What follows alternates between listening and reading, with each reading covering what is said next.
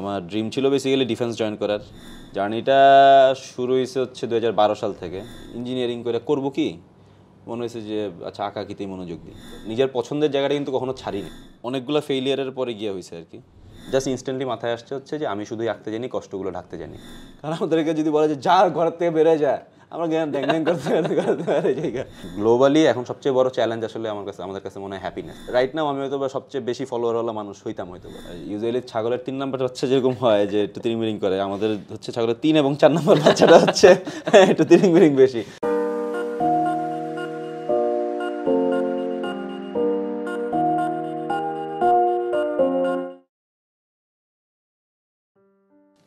প্রিয় দর্শক, সবাইকে স্বাগত জানাচ্ছি গল্পগ্রাফি সিজন 2 এর চতুর্থ পর্বে। আজকে আমাদের সাথে উপস্থিত আছেন কার্টুনিস্ট মোর্শেদ মিশু। আসসালামু আলাইকুম ভাইয়া। ওয়ালাইকুম আসসালাম ভাই। ভাইয়া, আপনি তো উন্মাদে এখন সহকারী সম্পাদক হিসেবে কর্মরত আছেন। জি। সো এই উন্মাদের জার্নিটা আপনি কেমন উপভোগ করেন? উন্মাদ আসলে এটা কর্মরত বললে মনে হয় যেটা চাকরি হ্যাঁ, কিন্তু আমরা উন্মাদ আসলে it's more like a family. হ্যাঁ, এটা পরিবারের মতন। আমার কার্টুনিস্ট মোর্শেদ মিশু হয়ে ওঠার পেছনে সবচেয়ে বড় অবদান অ্যাকচুয়ালি উন্মাদের। হ্যাঁ, মানে উন্মাদ না থাকলে, স্পেশালি জাহাসান বস, মানে আমাদের যে বস না থাকলে আসলে আমার কার্টুনিস্ট হওয়া হইতো না কখনো। জার্নিটা শুরু হয়েছে হচ্ছে 2012 সাল থেকে। সো সেই হিসাবে আমার, এবং ইন্টারেস্টিংলি জুন মাসেই শুরু হয়েছিল। সো আমার 10 বছর, হ্যাঁ অলমোস্ট, মানে 10 বছর হয়ে গেছে। মানে 10 বছরে পা দিলাম আর কি মনে হয়। আচ্ছা। সো এই যে এক দশক, সেটা অনেকগুলো ফেইলিয়ারের পরে গিয়ে হয়েছে আর কি। আমার ড্রিম ছিল বেসিক্যালি ডিফেন্স জয়েন করার। ওইটা যখন হয় নাই, 2 দফা আইএসএসবি রেড কার্ড রিজেক্টেড হওয়ার পর অনেক কিছু ট্রাই করতে করতে আমার একটা বন্ধু আছে নাহিয়ান, কলেজ লাইফের ফ্রেন্ড। ও অনেক কিছু করে, লেখক, সাংবাদিক, আরজে, অভিনেতা, সব মিলে অনেক কিছু করে, মাল্টি ট্যালেন্টেড একদম। তো ভাগ্যিস আঁকাআঁকিটা করে না। হ্যাঁ, আঁকাআঁকি করলে আমার আর আর্টিস্ট হওয়া হইতো না আর কি। তো আঁকাআঁকি বাদে মোটামুটি সে সবই পারে। আর আমি হচ্ছে তখন ও আমার মোটিভেট করছিল আর কি যে এই ক্রিয়েটিভ সাইডে ট্রাই করার জন্য। তো আমি আমাদের লেখালেখি করানোর ট্রাই করতো, কবিতা, গল্প, তারপরে আমরা একসঙ্গে ফটোগ্রাফিও করার ট্রাই করছি। তো ওইগুলা সামহাউ ফেইল হয়েছে বিভিন্ন কারণে। লেখালেখি করার জন্য তো প্রচুর পড়তে হয়। হ্যাঁ, পড়তে আমাদের সমস্যা নেই, কিন্তু লেখার জন্য যে পরিমাণ জ্ঞান থাকা দরকার ওইটা মনে হয়েছে যে এত জ্ঞান এখনো হয়নি যে লেখালেখি করবো। হ্যাঁ, আর ফটোগ্রাফি একটু এক্সপেন্সিভ, অনেক ডিভাইস কেনা লাগে। হ্যাঁ, তো এইটাতে পরে বোঝা গেছে যে আচ্ছা আঁকাআঁকি যখন করতেছিলাম দেখলাম যে একটা কলম, পেন্সিল, হ্যাঁ, কাগজ হইলেই হয়ে যায়। তো আমরা দুজন একসঙ্গে হচ্ছে একদিন উন্মাদে গেছিলাম। তারপরে বস বলছেন যে আচ্ছা ভালোই তো আঁকো, তাহলে উন্মাদে কাজ করো, উন্মাদে কাজ দাও। তো এটা শুই না ফার্স্টে বিশ্বাস নেই আর কি। এরকম প্রত্যেক সংখ্যায় হচ্ছে পরবর্তী বেশ কয়েক মাস হচ্ছে কি এরকম কাজ নিয়ে যাইতাম। তো বস বলতো যে হ্যাঁ পরের সংখ্যায় ছাপাই দিব। পরের সংখ্যা কিনতাম আর দেখতাম যে কাজ নাই। হ্যাঁ, তখন বুঝি নাই, বাট পরে গিয়ে বুঝছি আসলে যে এটার পিছনে 2টা রিজন ছিল। আমি নিজেরা মনে করতাম আসলে যেহেতু কাজ খারাপ এই জন্য হয়তো বা ছাপানো হয় না, বাট রিজন অ্যাকচুয়ালি ওইটা না। রিজন ছিল হচ্ছে বস অ্যাকচুয়ালি দেখার ট্রাই করছিল যে আমার মধ্যে আঁকাআঁকির আগ্রহটা আছে কিনা। কারণ এত বছর ধরে উনি একটা পত্রিকা চালাচ্ছে যেখানে প্রচুর কার্টুনিস্ট একসময় আসছে। হ্যাঁ, 1-2 বার ছাপানোর পরে দেখা গেছে আগ্রহ হারায় গেছে, ওরা আর কাজ করে নাই। তো বস ওইটা দেখার ট্রাই করছিল হয়তো। সো ওইখান থেকে 2012 সালে একটা এক্সিবিশন দিয়ে জার্নিটা শুরু। মনে আছে এক্সিবিশনে আমি একটা কার্টুন বস আমার 4 বার আঁকাইছিল, 4 বার বা 5 বার আঁকাইছিল আর কি। ফার্স্টে আইডিয়া ঠিক হয় নাই, তারপরে হচ্ছে আইডিয়া ঠিকঠাক করার পরে বলছে হচ্ছে কি কাগজে আঁকছো, ঠিকঠাক হয় নাই। এরকম বহুতভাবে রিজেক্ট করার পর সো রিজেকশন ব্যাপারটা আমার মধ্যে সবসময়, মানে এখন ইউজড হয়ে গেছি আর কি। আমি রিজেক্ট হইলে গায়ে লাগে না আর, বরং খুব সহজে কোনো কিছু সিলেক্ট হয়ে গেলে আমার কাছে মনে ওহো বেশি সহজ হয়ে গেল মনে হচ্ছে। বসকে কি তাহলে একজন মেন্টর ফিগার হিসেবে বলবেন? অলওয়েজ। উনি বাংলাদেশের, আমার কাছে তো মনে হয় যে উন্মাদের উসিলায় মানে বাংলাদেশের মেবি 80% আরো বেশি হইতে পারে, 80-90% প্রফেশনাল কার্টুনিস্ট বের হয়েছে উন্মাদের উসিলায়। মানে যদি আমি এবং সব ম্যাক্সিমামই হচ্ছে ধরেন নন প্রফেশনাল, মানে ব্যাকগ্রাউন্ডটা একাডেমিক, আঁকাআঁকির ব্যাকগ্রাউন্ড না। হ্যাঁ, বাংলাদেশে চারুকলার বাইরে ইউজুয়ালি আঁকা আঁকির সাহস কেউ করতে পারে না। হ্যাঁ, উন্মাদি মেবি একটা জায়গায় যেখানে হচ্ছে গিয়ে যে যারা আঁকতে পারে না তাদেরকে কার্টুন শেখানো হয়, শিখতে শিখতে ওদেরকে মানে কাজের থ্রুতেই শিখতে শিখতে ডেভেলপমেন্টটা হয় উন্মাদে। হ্যাঁ, সো বরং বস প্রেম মজা করে বলে আর কি যে ভালো আঁকলে বরং উন্মাদে কাজ করা কঠিন।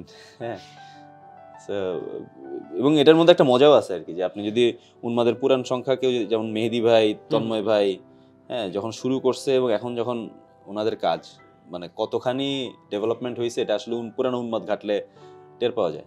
তো ডেফিনেটলি মেন্টর, শুধু মেন্টর মানে গুরু মেন্টর যাই বলেন না কেন, বস অ্যাকচুয়ালি আমাদের বটগাছের মতন আর কি। মানে ওখানে কালচারটাই আসলে এরকম যে মানে সবাই সবার সাথে মিলে এই কাজগুলো করে, সবাই সবার কাজ দেখে। হ্যাঁ হ্যাঁ হ্যাঁ, অলওয়েজ। এবং ওইটা আমরা ওই যে বসের কাছ, যেমন আমি যখন উন্মাদে ফার্স্ট গেছিলাম, দেখা যেত যে যতটুকু পর্যন্ত বস সময় পাইতেন আমাদের যে জুনিয়র যারা যাইতাম আমরা হাতে ধরে উনি দেখাইতেন যে আচ্ছা এই জায়গায় ভুল, এই জায়গাটা ডেভেলপ করো, এই জায়গাটা ঠিক করো, হ্যাঁ, কি চেঞ্জ আমি পরের সংখ্যায় আনতেছি ওগুলো দেখো। এবং এক পর্যায়ে হচ্ছে যখন থাকে না যে কতদিন আর শিখাইবো উনি, হ্যাঁ, অন্যরাও তো আর ওনার অন্য কাজও তো আছে, তখন হচ্ছে উনি সিনিয়র যারা আছে যে তন্ময় ভাই, মেহেদি ভাই, হ্যাঁ, মিতু আপু, অনিক খান, অনিক ভাই যদিও কার্টুনের মানুষ না, বাট আইডিয়ার জায়গায় আইডিয়ার ব্যাপারগুলোর জন্য বস হচ্ছে ওনাদের কাছে ঠেলে দেয়। হ্যাঁ, সো কেউ দেখা যায় যে যেমন অনেকেই আছে যারা এখন ঢাকা কমিক্সের সঙ্গে কাজ করতেছে, অনেকেই আছে যে কার্টুন পিপলের সঙ্গে কাজ করতেছে, তন্ময় ভাইয়ের যেটা, হ্যাঁ, ঢাকা কমিক্স তো মেহেদি ভাইয়ের। হ্যাঁ, সো অনিক ভাই যেমন আইডিয়ার কোনো সংকটে পড়লে আমরা অনিক ভাইয়ের কাছে যাই, কোনো জ্ঞান দরকার পড়লে অনিক ভাইয়ের কাছে যাই। হ্যাঁ, মিতু আপু ওনার মতন করে ইন্ডিভিজুয়ালি কাজ করছে, এবং অনেক মানে বাকি সবাই যারা আছে, রাজীব ভাই যেমন হচ্ছে এজেন্সিতে আছেন একটা। হ্যাঁ, সো কেউ না কেউ কোনো জায়গায় আছে, বাট সবার রুট আসলে ওই উন্মাদেই। হ্যাঁ, সো উন্মাদে কোনো কিছু হইলে বা হইলে এটা আমাদের সব জায়গাতেই শুরুতেই বলে দেওয়া থাকে যে উন্মাদের কাজ হইলে ভাই আমরা হুকড, অন্য কিছু তখন আর করবো না, এরকম আর কি একটা বিষয়। হ্যাঁ, এই আঁকা আঁকির 10 বছর এটা নিয়ে কোনো সেলিব্রেশন প্ল্যান আছে কিনা? আছে, বলা যাবে আমাদের? মানে আছে বলতে হচ্ছে দুইটা প্ল্যান আছে, যদিও প্ল্যান বলে ফেললে হয় না আমার কাছে, বাট মানে কি আসে যায় আর কি, ইচ্ছা আছে একটা সোলো করার, যেটা অনেক অনেক বছরের ইচ্ছা ছিল, বাট এখন একটু সাহস পাচ্ছি মনে হচ্ছে, 10 বছর যেহেতু হয়েছে মনে হইতেছে যে আচ্ছা থাকে না যে মানে যেহেতু এই লাইনে আমার পড়াশোনা নাই, হ্যাঁ, সো যেই জিনিসে আপনার পরামর্শটা নাই ওই ব্যাপারে তো আপনার একটু কনফিডেন্সও কম থাকে। হ্যাঁ, এখন যেহেতু 10 বছর ধরে করতেছি, এখন একটু কনফিডেন্স গ্রো হয়েছে যে একটা সোলো বোধহয় করতে পারি আমি। হ্যাঁ, কারণ অনেক কাজ জমছে। হ্যাঁ, আগেও আগের কাজগুলোও কি করছিলাম মনে নাই, সো যদি সোলোটা করি হয়তো বা গুছায়া একটা জার্নিটা আমার পক্ষে দেখানো সম্ভব হতে পারে যে এই 10 বছরে আমি নিজের জন্য অন্তত দেখতে পেরেছি গুছানো হয়েছে। অনেক কাজ তো মনে করছি, হ্যাঁ, অনেকগুলো মনেও নাই হয়তো, বইও করার ইচ্ছা আছে ওইটা কালেকশনটা নিয়ে। কি হবে জানি না এখনো। না, আমরা অপেক্ষায় রইলাম ভাইয়া দেখার জন্য। এমনিতে আঁকা আঁকি কি ভাইয়া ছোটবেলা থেকেই করতেন? হ্যাঁ, ছোটবেলা থেকে করতাম বলতে আমার মেজো ভাই মাহিন ভাই, ভাইয়া হচ্ছে পড়তেন মাদ্রাসায়। হ্যাঁ, সে একজন কোরআনে হাফেজ। হ্যাঁ, যদিও এখন আর তার দেখলে মনে হয় না, সে তার প্র্যাকটিসটা নাই এখন আর। মাদ্রাসায় যখন পড়তেন সে হচ্ছে গিয়ে ছুটিতে আসলে বা মাদ্রাসা মাদ্রাসা থেকে পালায় আসলে হচ্ছে গিয়ে মানে কারোর জন্য কিছু আনুক বা না আনুক, আমার জন্য হচ্ছে গিয়ে কমিক্স বা হচ্ছে গিয়ে যে চাচাতুদেরী, বিল্লু, পিঙ্কি, হ্যাঁ, বা ফ্যান্টম, উন্মাদ, এগুলো নিয়ে আসতো আর কি। তো পড়ার পরে হচ্ছে আমরা একসঙ্গে আবার আঁকতে বসতাম। তো ভাইয়া খুব সুন্দর আঁকতে পারতো, আমি আবার পারতাম না। তো আমি হচ্ছে কি এগুলা ছিচকাদুনি ছিলাম তখন, কোনো কিছু না পারলে হচ্ছে ফের করে চোখ দিয়ে পানি পড়তো খালি। তো আমি আবার ওগুলো ছিঁড়া আওলাই দিতাম, ভাইয়া আবার ওগুলো আইনা হাতে ধরে আমার দেখাইতো। তো এটা হচ্ছে আমার আঁকা আঁকির হাতে খড়ি। এখান থেকে একটা সময় এই যে মনে আছে চুইংগামের সঙ্গে ট্যাটু দিত, হ্যাঁ হ্যাঁ, পানি দিয়ে লাগানো যেত। তো ওখানে সুন্দর সুন্দর স্কাল, বিভিন্ন টাইপ অফ যে স্কালের ভিতর দিয়ে সাপ বের আসতেছে, এরকম টাইপ অনেক ট্যাটু পাওয়া যেত। তো ওই ট্যাটুগুলো হচ্ছে গিয়ে কপি করতাম, বড় করে ওই বড় ভাইয়ের প্র্যাকটিক্যাল খাতা থাকতো, পুরানো প্র্যাকটিক্যাল খাতা, ওগুলো যেসব পেজগুলো হচ্ছে ইউজ হইতো না ওগুলা নিয়ে আমি হচ্ছে ওইখানে ওগুলা কপি করার ট্রাই করতাম। দেন যখন 9, 10, 11, 12 মানে এসএসসি এবং এইচএসসির সময় আঁকাআঁকির প্র্যাকটিসটা গেল হচ্ছে প্র্যাকটিক্যাল খাতা আঁকতে।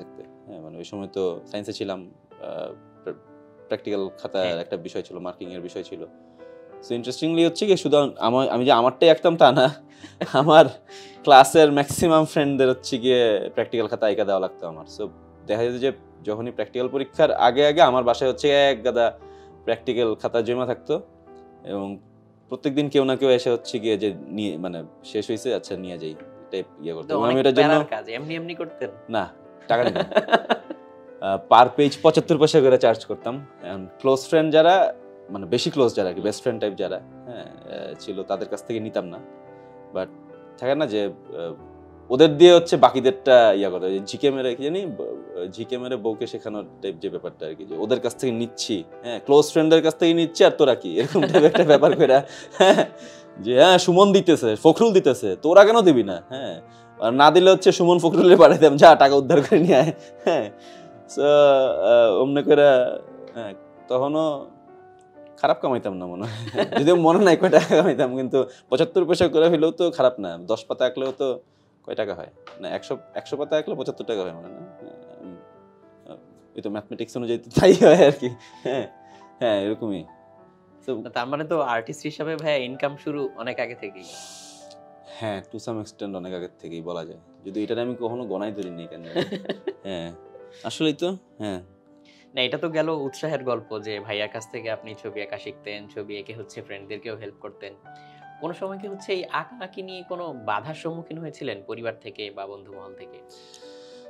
ভাই মিডল ক্লাস ফ্যামিলিতে বড় হয়েছি। হ্যাঁ মানে ধরেন যে থাকে না, আমার ফ্যামিলি হচ্ছে গিয়ে যে যদি ইন এ নাটশেল বলি হচ্ছে আমার আব্বা ফ্রিডম ফাইটার, হ্যাঁ আমার দুলা ভাই হচ্ছে আর্মি অফিসার, আপু হচ্ছে টিচার, বড় ভাই হচ্ছে নেভি অফিসার, মেজো ভাইয়া আর আমি হচ্ছে গিয়ে মানে টোটালি যারা বলে হচ্ছে গিয়ে ইউজুয়ালি ছাগলের 3 নাম্বারটা হচ্ছে যেরকম হয় যে একটু তিরিং করে, আমাদের হচ্ছে ছাগলের 3 এবং 4 নাম্বার বাচ্চাটা হচ্ছে একটু তিরিং বেশি। হ্যাঁ আমরা দুজনই হচ্ছে একটু বাউন্ডুলে টাইপ হয়ে গেছি। আর ভাইয়ার হওয়ার পিছনে রিজন আছে যে সে মাদ্রাসায় পড়ছিল, পড়তে ইচ্ছা করতো না তার ওইখানে, সে ওইখান থেকে আবার কলেজে ব্যাক মানে তাই না কলেজে আসছে, রেগুলার যেই কারিকুলাম ওইটার মধ্যে আসছে, তারপরে তার অনেক গ্যাপের ব্যাপার স্যাপার ছিল, তারটা মেনে নেওয়া যায়। কিন্তু আমারটা আসলে যেটা হয়েছে যে আমার কোনো এক্সকিউজ ছিল না কখনোই। আর মিডল ক্লাস ফ্যামিলিতে না এই যে সামহাও এই আর্ট বা ক্রিয়েটিভ ব্যাপার স্যাপারের প্রতি আগ্রহ দেখানোর ব্যাপার স্যাপার খুব একটা থাকে না। যেমন আমি খুব ভালো ক্রিকেট খেলতাম, হ্যাঁ খুব ভালো লেগ স্পিন করতাম।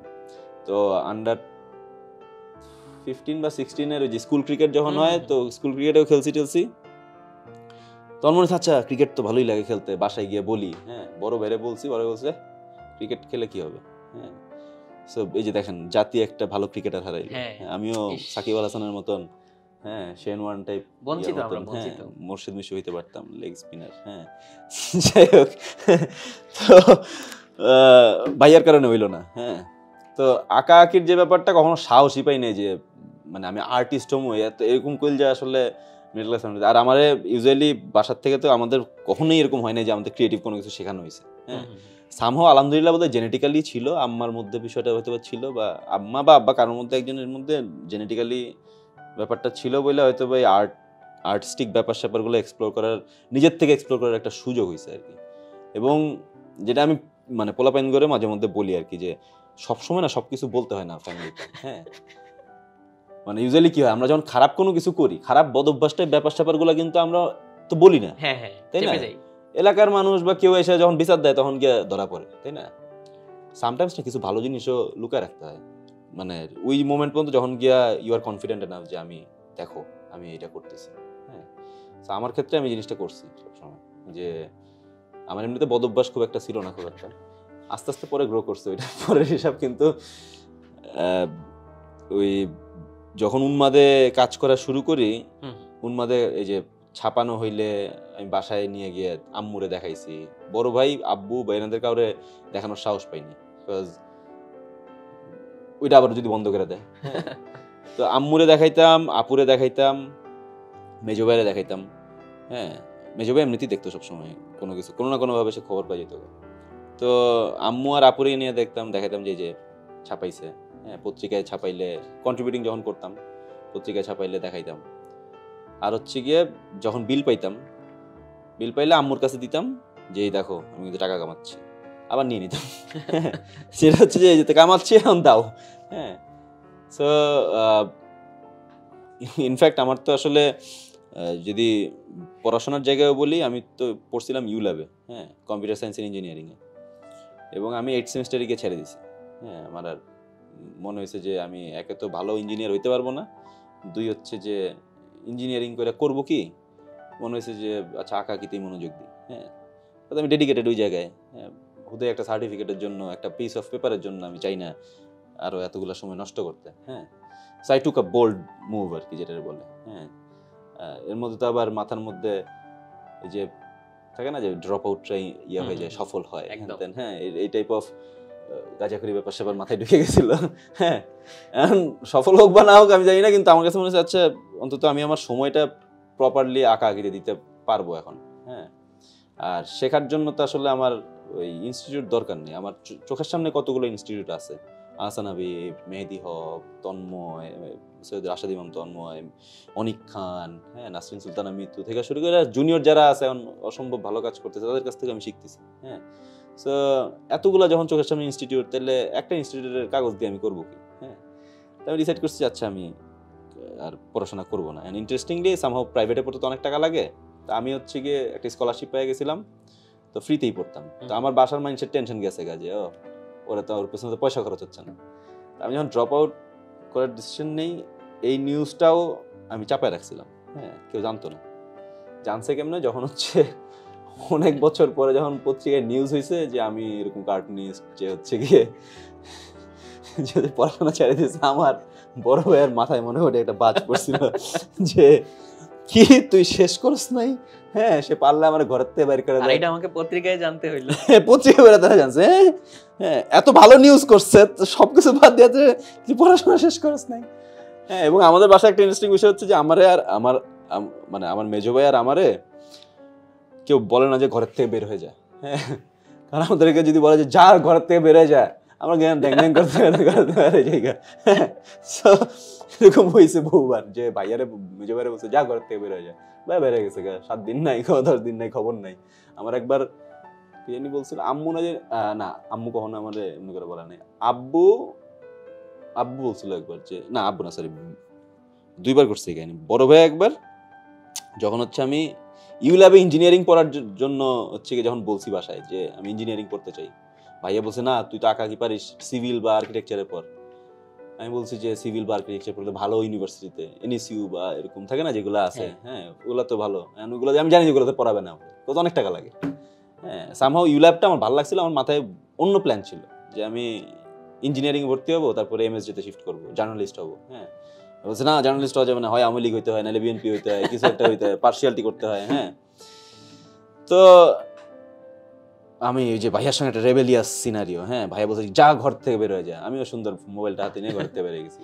ভাইরা খালি ফোন দিচ্ছে আপুরে, মানে কারণ বড় ভাইয়ারে শান্টিং দেওয়ার মতন অবস্থা আছে আপুর। হ্যাঁ, তো আপুরে বলছে যে আপু আমি ঘর থেকে বেরোয় যাচ্ছি, আমার কথা ভুলে যাও তোমরা। বের হয়ে ফোন টোন বন্ধ করে এক বন্ধুর বাসায় গিয়ে, ওই যে নাহিয়ানের বাসায় গিয়ে পড়েছিলাম ওই এক রাত। পরের দিন সকালবেলা আপু ফোন দিয়ে বলে হ্যাঁ বল তোর ডিমান্ড কি? আমি বলছি আমি ওই যে ইউল্যাবে পড়বো, এ করবো। হ্যাঁ, আর সামহাউ ওই যে মেজো ভাইয়া তো আমার পালসটা খুব ভালো বুঝে আর কি। রাতে যখন ফোন টোন বন্ধ, যদি রাতে একটা ফোনই আসছে আমার ফ্রেন্ডের কলে, মানে ফোনে, ভাইয়া মেজো ভাইয়া ফোন দিছে, ফোন দিয়ে বলে যে ও মিশু কি তোর এখানে? বলছে হ্যাঁ, ঠিক আছে। আর সেকেন্ড আরেকবার হচ্ছে গিয়ে আব্বার সঙ্গে কি একটা লাগছে, ওই যে রেবেলিয়াস, কাউকে ছাড় দেওয়ার মতন না আমি, এরকম একটা বিষয়। হ্যাঁ, আব্বার সঙ্গে লাগছে কোনো একটা বিষয় নিয়ে, আব্বা বলছে ঘরের থেকে বেড়ে যায় সুন্দর, আমি সব জিনিসপত্র নিয়ে ঘরের থেকে বেড়ে গেছি, মানে আমার যেসব জিনিসপত্র আছে আঁকাআঁকি জিনিসপত্র নিয়ে ঘরের থেকে বেড়ে গেছি। আরেক বন্ধুর বাসায় গেছি আজজাদ, ও মেসে থাকে, তখন বলছে যে মেসের একটা রুম খালি কর, আমি উঠতেছি। তো বোধহয় 2 মাস বোধহয় থাকা হয়েছিল মেসে। তারপরে একদিন ওই যে আম্মু তখন একটু ভাঙা পড়ছিল আর কি, যে ছোট ছেলে বাসায় নাই। হ্যাঁ, তো হঠাৎ একদিন হচ্ছে গিয়ে আমি ইউনিভার্সিটিতে মেসে গেছি, দেখি যে বাসার নিচে একটা সিএনজি, এবং আমার one of the best friend আমার সুমন, হ্যাঁ স্কুল লাইফের ল্যাংটাকালের বন্ধু সুমন আর ফখরুলও ছিল বোধহয় তখন, দেখি ওরা আমার মেসের থেকে আমার জিনিসপত্র নামায়া সিএনজিতে উঠাইতেছে। হ্যাঁ, একটু পরে একটা বাইক আসলো, আমার মেজো ভাই আর তার ফ্রেন্ড সহ আসছে, ও সবকিছু নামানো হয়েছে? সুমন বললো হচ্ছে যে হ্যাঁ সব নামানো হয়েছে। সে আমার দিকে তাই বলছে সিএনজি তো উঠলাম গাড়িটা নিয়ে, ব্যাস that was my 2 months of কি বলে মেস লাইফ। হ্যাঁ এই মানে এরকম ভাবে আর কি। আমাদের ইউজুয়ালি হচ্ছে গিয়ে মানে বলে না যে ঘরের থেকে বের হয়ে যায়। তো ভাইয়া যখন ওই যে ড্রপ আউটের নিউজটা পাইছে তখন আমি আবার হচ্ছে গিয়ে আমার তখন আরেকটু খুঁটি শক্ত হয়েছে আর কি, যে হ্যাঁ তো এত কিছু করতেছি, হ্যাঁ দেশের জন্য গৌরব নিয়ে আসতেছি, হ্যাঁ নিজের টাকা নিজে কামাচ্ছি, ইয়ে করতেছি, এটা নিয়ে তোমরা এত টেনশন করতেছো কেন? ভাই আপনার কথা থেকে যেটা বুঝলাম যে আগে থেকেই হয়তো ধরা বাঁধা প্ল্যান ছিল না যে আমি কার্টুনই আঁকবো বা কার্টুন এঁকেই হচ্ছে আমি সবকিছু করব। সো ধীরে ধীরে আপনি হয়তো মানে নিজে থেকেই হয়তো মোটিভেটেড হয়ে বা নিজের প্যাশনটাকে কাজে লাগাতে দেখে হয়তো এখানে চলে এসেছেন। এখন ক্রিয়েটিভ মানুষজনের কাছ থেকে মাঝে মধ্যে একটা অভিযোগ শোনা যায় যে যেটা মনের পছন্দ থেকে করা, প্যাশন থেকে করা, সেই কাজকে যখন আবার পেশা হিসেবে নিতে হয়, প্রফেশনালি অনেক কাজ করতে হয়, সেখানে অনেক কাজ আসে যেটা হচ্ছে করার ইচ্ছা নাই। সো ওরকম কাজ যদি আসে আপনি কিভাবে হ্যান্ডেল করেন? ইউজুয়ালি মানে ধরেন এটা শুরুর দিকে এরকম হয়েছে আর কি, যে কাজ পছন্দ না, বাট তখন হচ্ছে টু বি অনেস্ট ওই ফিনান্সিয়াল দিকটা দেখেই হচ্ছে গিয়ে ইয়া করা লাগছে। হ্যাঁ এখন যখন অলসো আমি ওই যে নিজের পছন্দের জায়গাটা কিন্তু কখনো ছাড়ি নাই। হ্যাঁ যত যাই হোক না কেন, যে পলিটিক্যাল কাজ হোক বা সোশ্যাল কোনো মেসেজ দেওয়ার ব্যাপার স্যাপার হোক, আমার মাথায় আইডিয়া আসলে বা কোনো একটা ইস্যু হইলে আমি অলওয়েজই ওই জায়গায় আমার স্ট্যান্ডটা নেওয়ার ট্রাই করছি। সো সামহাউ এটা আমার একটা আইডেন্টিটি ক্রিয়েট করার ক্ষেত্রে হয়তো হেল্প করছে। হ্যাঁ ইন দ্য মিন টাইম যখনই কোনো এরকম কি বলে প্রফেশনাল বা কমার্শিয়াল কাজের ব্যাপার স্যাপার আসছে, ওই সময় অনেক কিছু কম্প্রোমাইজ হয়তো করতাম আমি, টু বি অনেস্ট। মানে মনে হয়েছে আচ্ছা হ্যাঁ তখন তাদের টাইম ঠিক আছে, আমি টাকার জন্য করতেছি, সো প্রচুর ফিডব্যাক নেওয়া হোক, এসব নেওয়া হোক, অনেক কিছু করছি। আমি জানি এটা এভাবে বলা ঠিক হবে কিনা, বাট এখনও আমি যথেষ্ট প্রফেশনাল। কিন্তু এখন যেটা হয় হচ্ছে গিয়ে সামহাও যেহেতু একটু নাম হয়েছে, সুনাম হয়েছে, কাজও খারাপ করি না আল্লাহর মতো, যতটুকু আশেপাশ থেকে শুনি। হ্যাঁ সো শুরুর দিকে যে ফিনান্সিয়াল ব্যাপারটা অলওয়েজ মাথায় ছিল, যে কাজ যদি মানে মনের মতন কাজ যদি নাও হয়, দেখা যায় যে জোর করে হইলেও করে শেষ করে for the sake of money, হ্যাঁ এটা করতাম। আর এখন যেটা হয়েছে যে মানে থাকে না যে মানুষের তো শুরুতে যেই রেটে কাজ করতাম, এখন তো নিশ্চয়ই রেটে কাজ করি না। রেট বাড়ছে, নিজের কাজের জায়গায় একটু ডেভেলপ হয়েছে হোপফুলি। হ্যাঁ প্লাস নাম পরিচয়ও হয়েছে। হ্যাঁ তার মধ্যে তো আপনি আমার ডাক্তার না।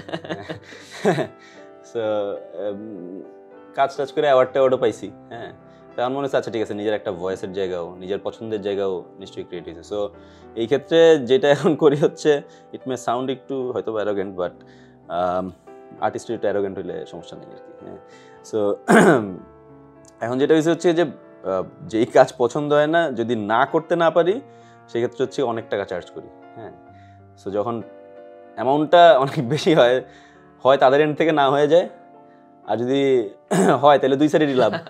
তার কাজটা হইলো, আমিও ফিনান্সিয়ালি বেনিফিটেড হইলাম, বাট স্টিল তারপরেও আমি যে সবসময় যে টাকার বিষয়টা মাথায় রাখি তা না। আমার কাজ অ্যাকচুয়ালি পছন্দ না হইলে বা আমার এথিক্সের সঙ্গে যায় না এরকম কাজ হইলে, বা আমি যেই জিনিসপত্র আমি বিলিভ করি না, ওরকম কোনো ব্যাপার স্যাপার যদি আমার দিয়ে প্রমোট করাতে চায়, বা আমি যে জিনিস ইউজ করি না, বা আমি যে জিনিস বিলিভ করি না, হ্যাঁ সোশ্যাল কোনো ব্যাপার স্যাপার হোক বা ইয়ার পলিটিক্যাল কোনো ব্যাপার স্যাপার হোক, এরকম ব্যাপার স্যাপার যখন আমি যে জিনিস বিলিভ করি না, ওই জিনিসগুলোতে আমি টাকা দিয়ে হইলেও আসলে আমার পাওয়া হয়তো বা পসিবল হয় না। হ্যাঁ সো ওই জায়গায় হয়তো বা আমি পোলাইটলি স্ট্রেট নো বলি আর কি, যে ভাই হইতেছে না, পারতেছি না, বা করবো না, এটা আসলে আমার সঙ্গে যায় না। তারিক ভাইয়ের একটা টি শার্টের ডিজাইন দেখলাম ডলারের মধ্যে আপনার ছবিওয়ালা, এটার গল্পটা যদি একটু বলতেন।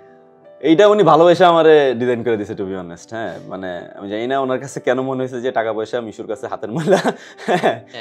টাকা পয়সা হাতের ময়লা। সো আমি তো দেখি না আমার হাতে, এই কারণে ওই যে এটা মনে মানে যে এখন তো আর হাতে ময়লা থাকে না, স্যানিটাইজার দিয়ে আমরা ময়লা দূর করে ফেলি। হ্যাঁ সো আমার হাতে ময়লাও থাকে না, সামহাও আমার হাতে টাকাও থাকে না, কিন্তু ওনার কাছে কেন মনে হয়েছে টাকা পয়সা হাতের ময়লা। যাই হোক ভালোবাসা উনি আমার হচ্ছে গিয়ে এই হয়তোবা ডলারের জায়গায় টাকার উপরেই বসাইতো, কিন্তু ওইটা তো আসলে সম্ভব না। ওইটা একটু হয়তোবা মানে কি বলে মানে আইন গর্হিত কাজ হয়ে যেতে বোধ হয়। হ্যাঁ সো এই জন্য dollar is a safe thing, এই কারণে উনি তাও তো খুব বেশি বড় ডলারের উপর দেয়নি, $1 উপরে $1 ছিল, হ্যাঁ, $1 $1 ছিল, রাইট? সো $1 উপরেই দিছে।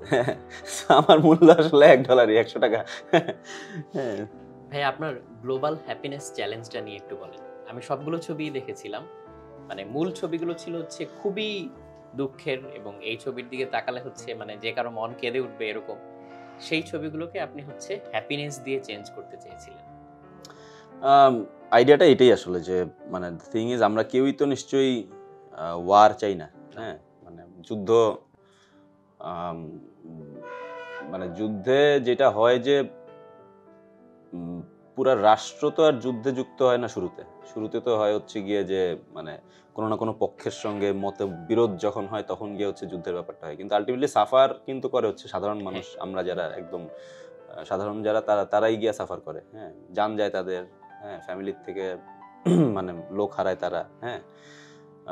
সো ওই যে ছবিগুলা বিভিন্ন দেশের বিভিন্ন সময়ের যুদ্ধকালীন সময়ের ছবি, ওগুলা যখন সোশ্যাল মিডিয়ায় 2018 সালের কথা আর কি, সো ওই সময় যখন সোশ্যাল মিডিয়া হঠাৎ করে আবার ভাইরাল হওয়া শুরু করে আর কি, তো ওগুলো দেখা খুবই মন খারাপ লাগতো। স্পেশালি বাচ্চাদের হ্যাঁ, হ্যাঁ। ব্যাপারটা যখন দেখি আমার কাছে খুবই পার্সোনালি জিনিসটা খুবই কষ্ট লাগে যে মানে আমার নিজের ভাইগনা ভাগ্নির চেহারা বা ভাতিজির চেহারা চোখে ভাসে আর কি।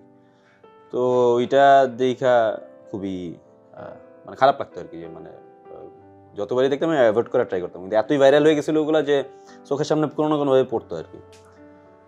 তো 24-25 ফেব্রুয়ারির দিকে হচ্ছে গিয়ে হঠাৎ করে মনে হলো আচ্ছা আমার পক্ষে তো কিছু করা পসিবল না, আমার পক্ষে যাওয়া সম্ভব না, কিছু করা সম্ভব না। একটা জিনিসই আমি পারি হচ্ছে আঁকতে পারি।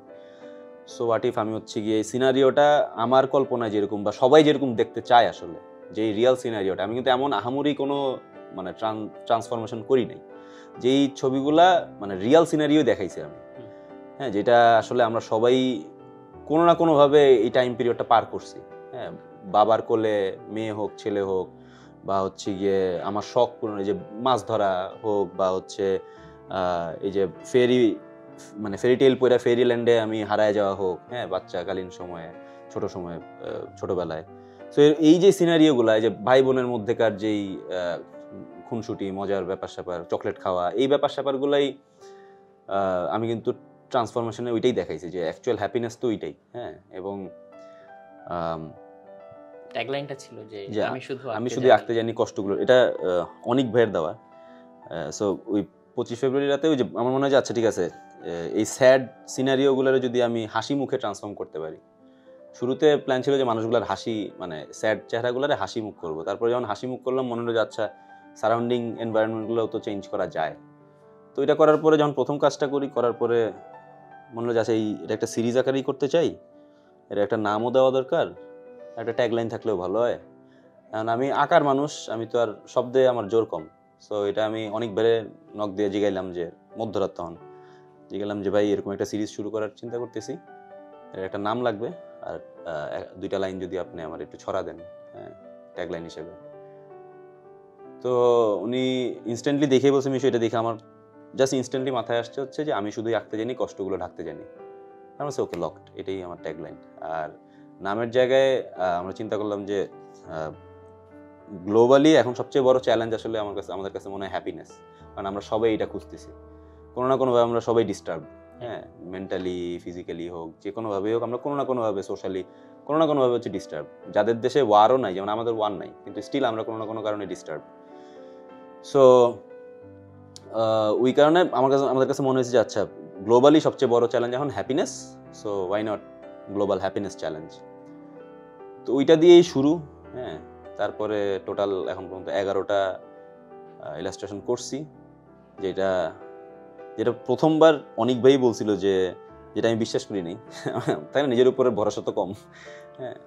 তো অনেক ভাই বলছিল যে Mishu, mark my word, this will take you places, হ্যাঁ, this thing will remain kind of, মানে উনি ওনার মতো করে বলছে যে this will remain for ever.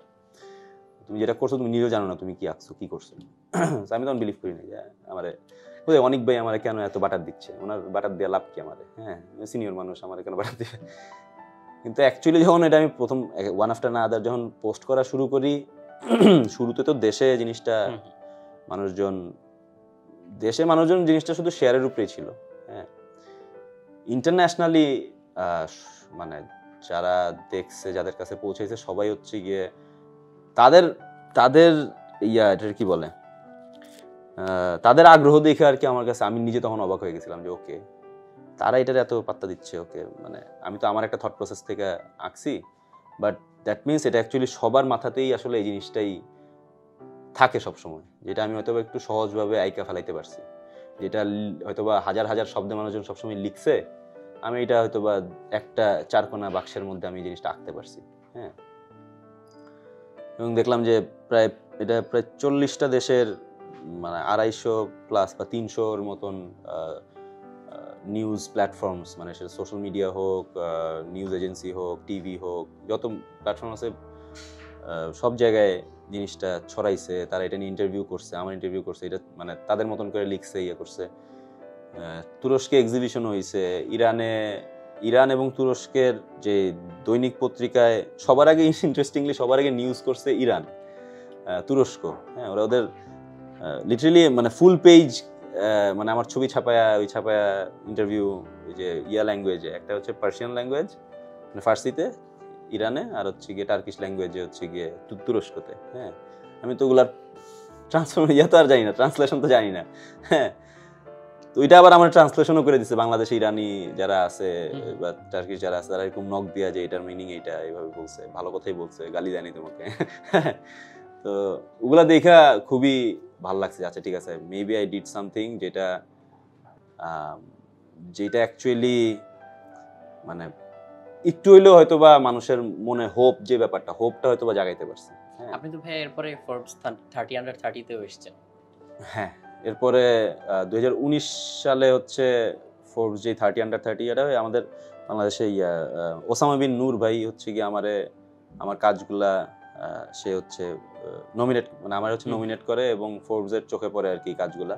এবং ফোর্বসের সঙ্গে যখন মানে নাম আসে, এবং আমি হংকংয়ে হচ্ছে সামিট হয়েছিল আর কি, সামিটে যাওয়ার পরে ওইখানের যে সাব এডিটর ছিল, তিনি আমার মানে যখন যে এক্সিবিশন হয়েছিল এখানে একটা ছোট, তো উনি তখন বলছিলেন যে আমরা ইউজুয়ালি এরকম কাজ, আমরা এটা কি বলে, মানে আমরা এরকম কাজ, মানে যেহেতু ফোর্বস হচ্ছে একটা ফিনান্সিয়াল ম্যাগাজিন, হ্যাঁ, all they care about money. হ্যাঁ, আমারটা এখানে না কোনো রেভিনিউ আসছে, না এটা কোনো মানে it's not a money making thing. হ্যাঁ, এটা আমি করছি আউট অফ লাভ, মানে আউট অফ মাই রেসপন্সিবিলিটি। হ্যাঁ, সোশ্যাল ইমপ্যাক্টটা তো সোশ্যালের, হ্যাঁ, ওই জায়গার থেকে তোরা বলছে যে এইরকম কাজ আমরা ইউজুয়ালি সিলেক্ট করি না, কিন্তু আপনার কাজটা ওই লেভেলে, বাংলায় বলে না, ইংরেজিতে বলছে।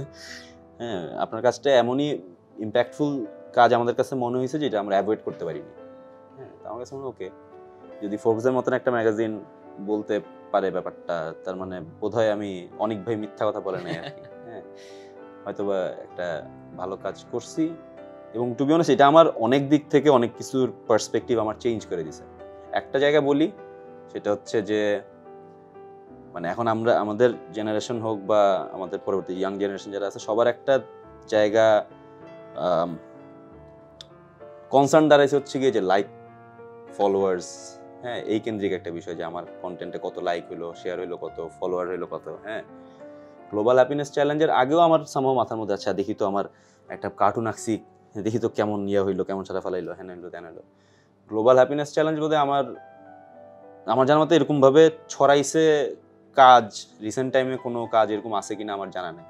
যদি আমি কাউন্ট করতাম যে সারা দুনিয়াতে যত পেজ বা ইয়ার থেকে, যদি এটা আমার অ্যাকাউন্টে যদি ওই লাইকস, শেয়ারস বা ফলোয়ার্সদের ব্যাপারটা যদি আমার ইয়াতে থাকতো, তাহলে হয়তো বা রাইট নাও আমি হয়তো বা সবচেয়ে বেশি ফলোয়ারওয়ালা মানুষ হইতাম হয়তো বা গ্লোবালি। হ্যাঁ, ফলোয়ারওয়ালা আর্টিস্ট হইতাম হয়তো বা। হ্যাঁ, তো ওই মোমেন্টটা আমার কাছে মনে হয়েছে যে ওকে, দোজ থিংস ডাজন্ট ম্যাটার। যেসব পেজ বা যেসব জায়গার থেকে বা যেসব মিডিয়া, এইসব আল জাজিরা বলেন বা হচ্ছে গিয়ে বোধহয় টাইমস, নিউ ইয়র্ক টাইমস বা এরকম কয়েকটা বাদে মোটামুটি আমার জানা মতো অনেক, মানে কোনো জায়গায় বাদ দেয় না এরকম, মানে দেখছি যতটুকু আমার চোখে পড়ে আর কি। হ্যাঁ, বিভিন্ন ভাষায়, আমি অ্যাকচুয়ালি গুগলে সার্চ দিতাম হচ্ছে এরকম ভাবে যে কোন কোন মানে ভাষা ওয়াইজ, ল্যাঙ্গুয়েজে, বিভিন্ন ল্যাঙ্গুয়েজে যখন দেখতাম, আচ্ছা ওকে চাইনিজ ল্যাঙ্গুয়েজে, তার মানে চায়নাতে ঢুকছে বিষয়টা, গ্রিক ল্যাঙ্গুয়েজ তার মানে হয়তো বা গ্রিসে ঢুকছে। হ্যাঁ, সো ওই হিসাব করলে মানে এমন এমন জায়গায় জিনিসটা গিয়েছে যে যাদের ওই যে কি বলে, মানে ওইটাতে এঙ্গেজমেন্ট আমার অরিজিনাল যে আমার পেজ ওইটার থেকেও বেশি। আমার তো কনসার্ন হচ্ছে কি আমি তো ক্লেম করতে পারতাম ও শেট আমার জিনিস তোমার মেরে দিলা, হ্যাঁ গিভ মাই লাইকস ব্যাক। আমার মাথায় তখন আসছে হচ্ছে কি ওকে ইম্পর্টেন্ট হচ্ছে কি যে আমি যে মেসেজটা দিতে চাইছি এটা ছড়াইতেছে কিনা। হ্যাঁ, সো আমি বলবো যে মানে ইট গোজ উইথ যে কোনো কন্টেন্টের ক্ষেত্রে ভাই, মানে এমন কিছু করেন যেটা অ্যাকচুয়ালি হয়তো এটা সবসময় হয়তো পসিবল না, বাট যদি সম্ভব হয় মাথায় এমন কোনো আইডিয়া যদি থাকে ওইটারে ইমপ্লিমেন্ট করায় মনোযোগ দেন বেশি, রাদার দেন ওইটার রিচ কি হবে। হ্যাঁ, বা কারণ জিনিস ভালো হলে ultimately it will sustain always. অনেক ভাই যেভাবে বলে যে কি প্লাম না, হ্যাঁ হ্যাঁ কি প্লাম না, হ্যাঁ ওই কি প্লাম নার দিকে তাকানোর চেয়ে বরং কি করলাম নার দিকে তাকানো ভালো, যে ওইটাই বরং বেটার, যে করতে থাকাটা জরুরি। ভাইয়া সম্ভবত আসিফ ভাইয়ের একটা কার্টুন ছিল, আমার ঠিক মনে নাই, ওইখানে উনি দেখাচ্ছিলেন যে সবাই ভাত খাচ্ছে, একজন রুটি খাচ্ছে কোনায় বসে। কেন? কারণ ও আর্টিস্টের ভাত নাই। সো ইয়াং অ্যাসপারেন্ট আর্টিস্ট যারা মনে করছে যে না আমি আসলে এটাকে পেশা হিসেবে নিতে চাই, তাদের জন্য কি আপনার কোনো সাজেশন আছে? আমি ভাই এমনিতেও সাজেশন খুব একটা দিই না। হ্যাঁ, বিকজ আমার কাছে মনে হয় এখন যারা ইয়াং যারা আছে আর্টিস্ট যারা আছে ওরা অনেক স্মার্ট। হ্যাঁ, অনেক স্মার্ট অনেক দিক থেকে। হ্যাঁ, তারা এখন জানে আসলে যে ওদের ক্ষুধাটা কোন জায়গায়। হ্যাঁ, এবং ওরা কি করতে চায়, দে আর ওয়ে মোর ক্লিয়ার দেন আমাদের টাইমে জানে, এবং ওরা অনেক রেবেলিয়াস। তারা যা করবে ওইটার enough planning, enough resource, enough জিনিসপত্র ওরা প্ল্যান করেই নামে। হ্যাঁ, সো ওদের আমার মনে হয় না যে খুব বেশি জ্ঞান দেওয়ার দরকার আছে। তো স্টিল যারা এখনো হয়তোবা মানে ওই যে ক্লুলেস যে কি কেমনে করবো, সহজ হিসাব যে এখন তো সোশ্যাল মিডিয়ার থ্রুতে ভাই যোগাযোগ করা কঠিন বিষয় না। হ্যাঁ, একজন গুরু খুঁজে বের করেন।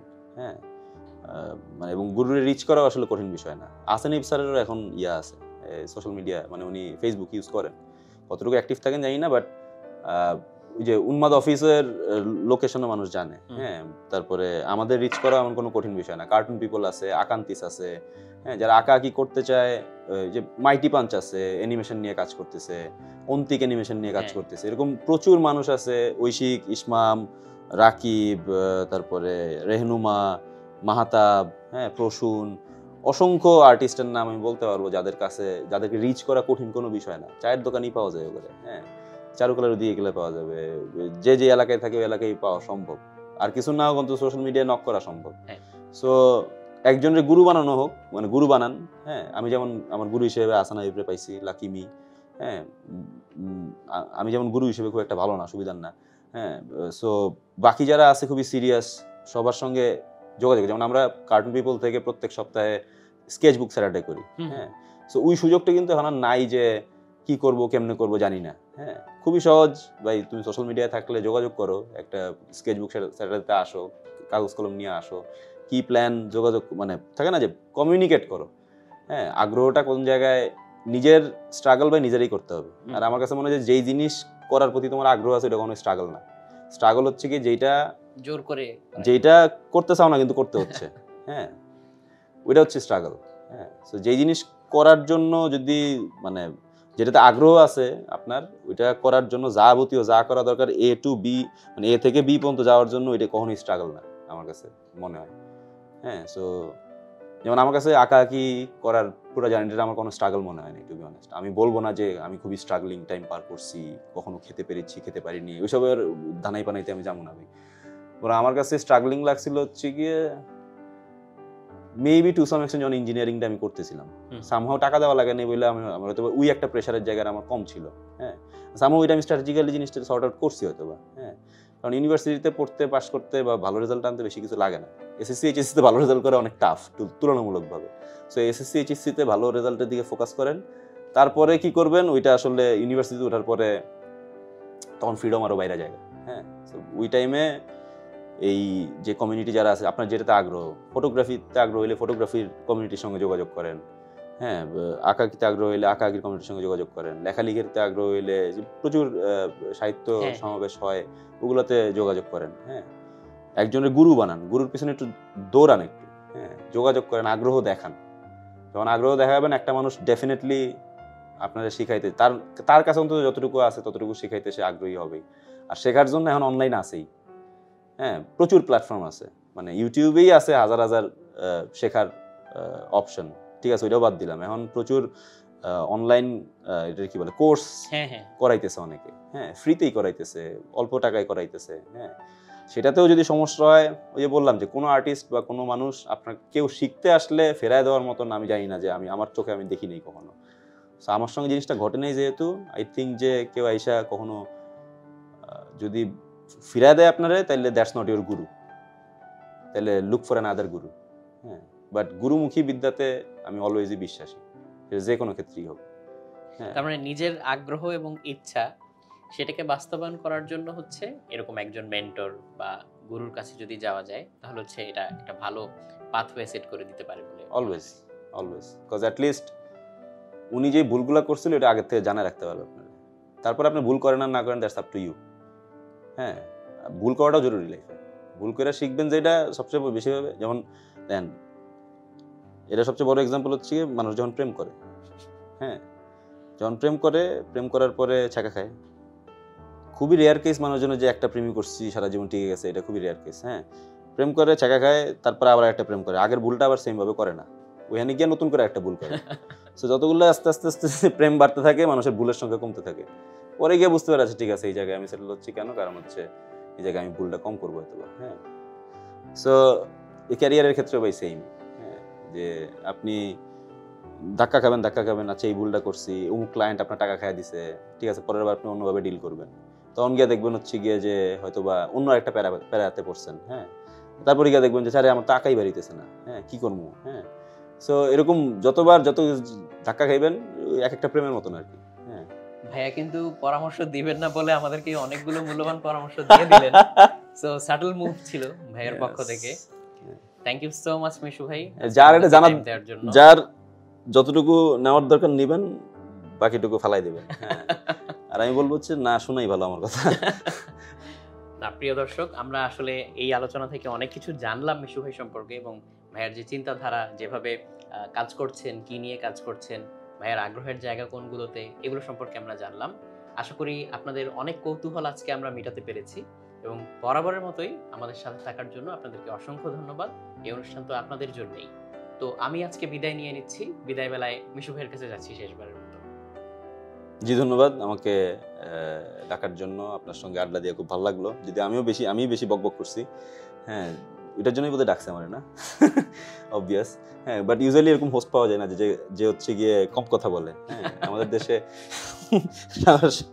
স্বাভাবিকভাবে হোস্টরা প্রচুর কথা বলে রাদার দেন গেস্ট, হ্যাঁ, তারা সুযোগই দেয় না গেস্টে কথা বলার জন্য। বাট আপনাদেরকে জি ধন্যবাদ, গল্পগ্রাফিকে জি ধন্যবাদ, রকমারি অন্যরকম গ্রুপ সবাইকে জি ধন্যবাদ আমাকে ডাইকা আপনাদের মূল্যবান সময় নষ্ট করানোর জন্য। থ্যাংক ইউ সবাইকে, থ্যাংক ইউ ভাইয়া। জি ধন্যবাদ। আসসালামু আলাইকুম।